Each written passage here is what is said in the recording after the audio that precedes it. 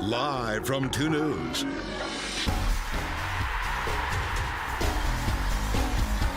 This is Talkin' Real, powered by Strong Auto Group.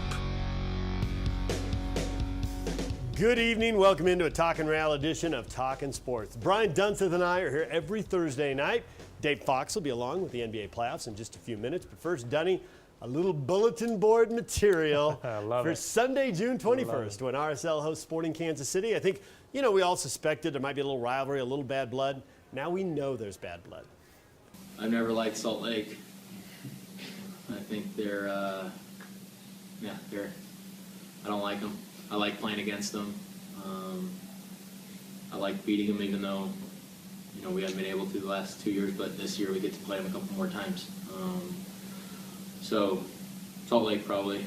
I don't know if it's the game that I look forward to the most, but it's definitely the one that, it's the team that I most, like you said, I hate the most, I guess.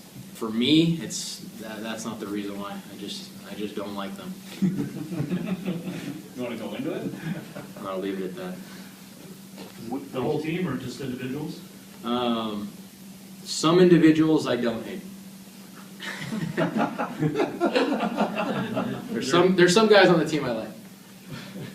But I guess as a whole, no, I don't like them very much. Was that universally accepted among the team, you think? Yeah, I think so. I just think they're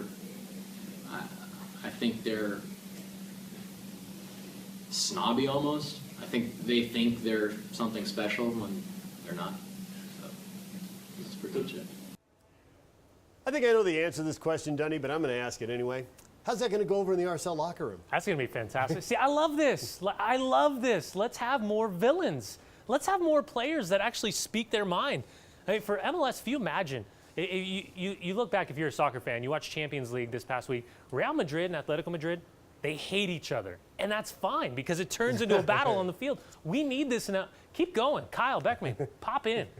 Say what you want to say. Go back to Sporting Kansas City. As a matter of fact, any player in Real Salt Lake, say what you want about New England, about Chicago, about Montreal. Let's get this thing going. I love this stuff. We need some grudge matches is what you're saying. Let's be the Pistons. Let's have some fun.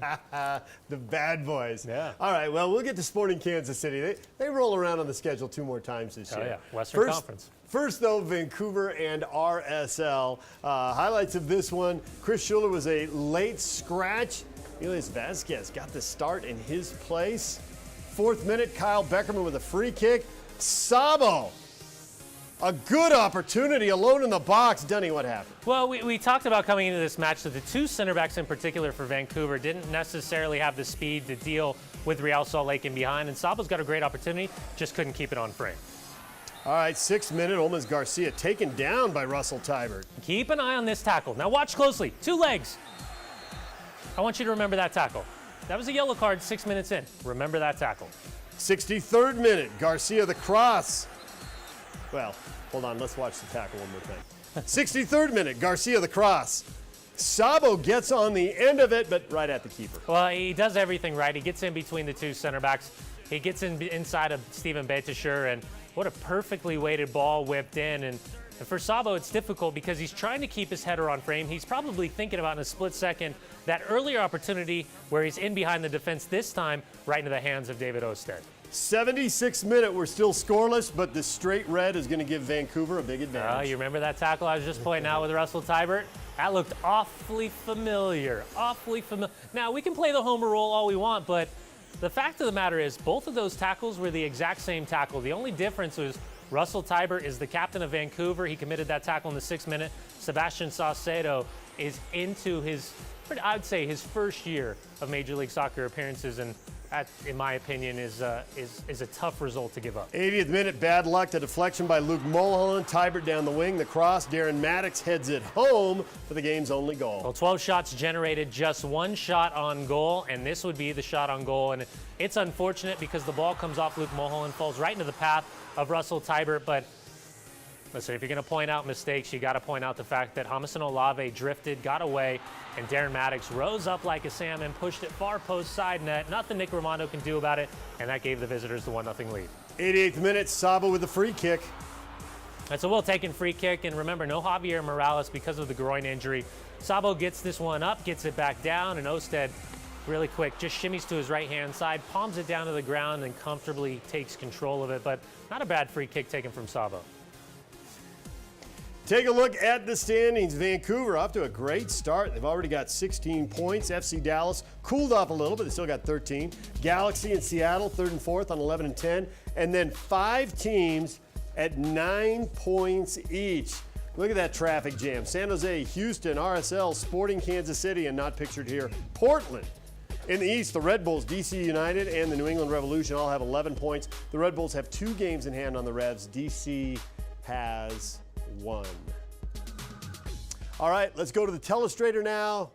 Dunny with his toy, ready to show you what to look for. Well, listen, when you're talking about the New England Revolution, I don't think that this team has hit their full form, and I think it's a special group. They're just getting Jermaine Jones back, Lee Nguyen back.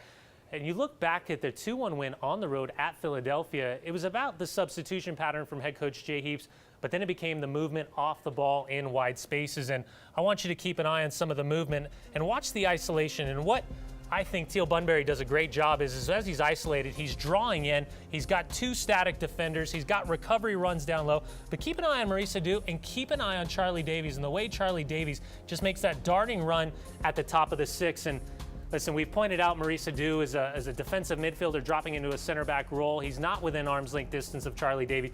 Charlie Davies is a poacher, but a great job from Teal Bunbury. Whether he's on the left-hand side, the right-hand side, in wide positions, he causes a lot of havoc. Charlie Davies will get an official warning for giving his wife a happy birthday celebration sign on his chest from Major League Soccer.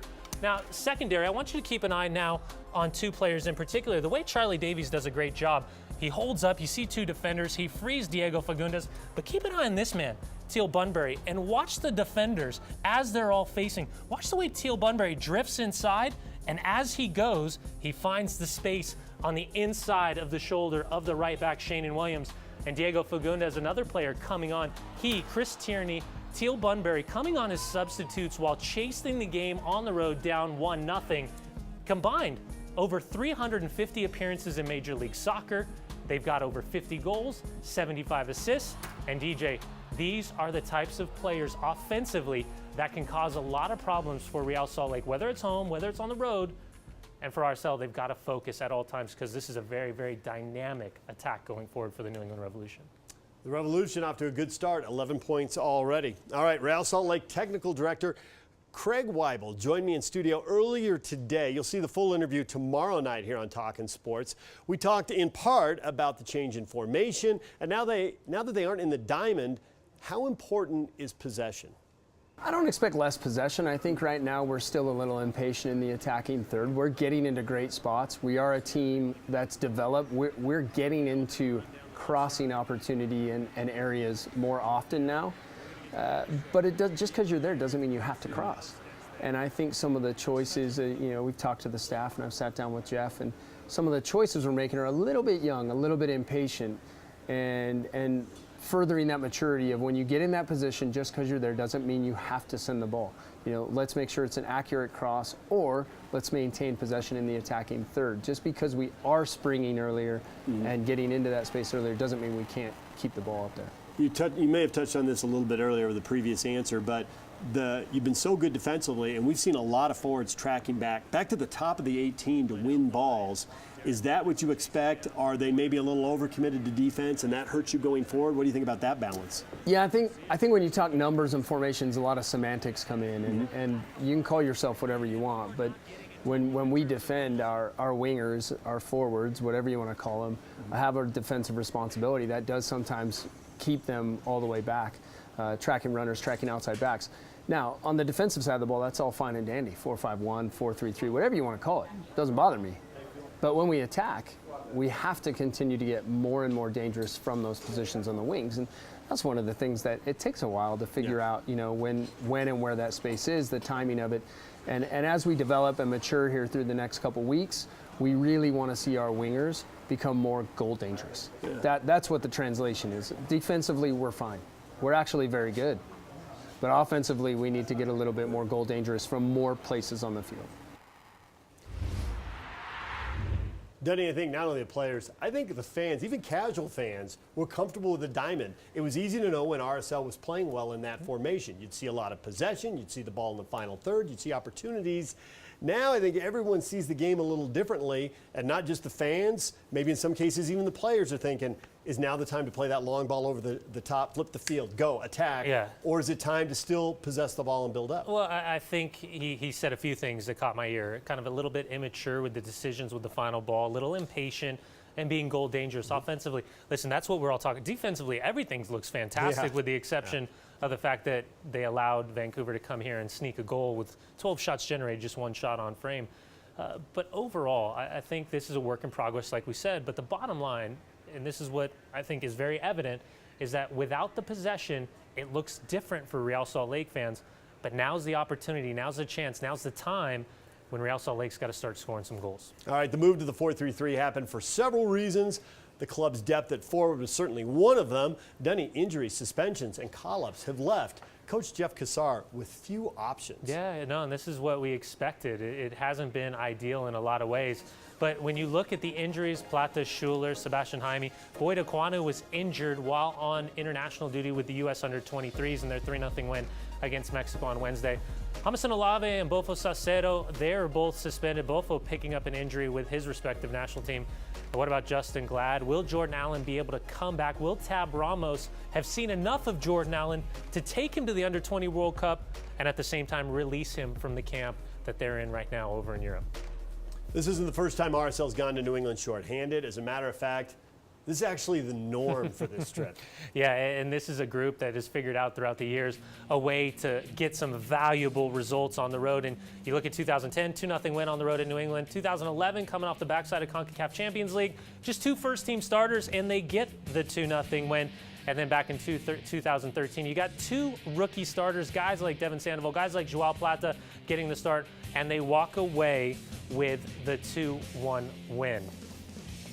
So the question is, what's the predictions for the starting 11? Well, these are some of the starting 11s that I think has the opportunity. And with no Jamison Olave, it's an opportunity for Aaron Mon to go back home, get the start in the central part of the defense. No Schuler, Elias Vasquez, who was fantastic, not only in Kansas City, but at home against Vancouver. He continues to be that mainstay. Jordan Allen, the big question mark, will he come back? Will he be available?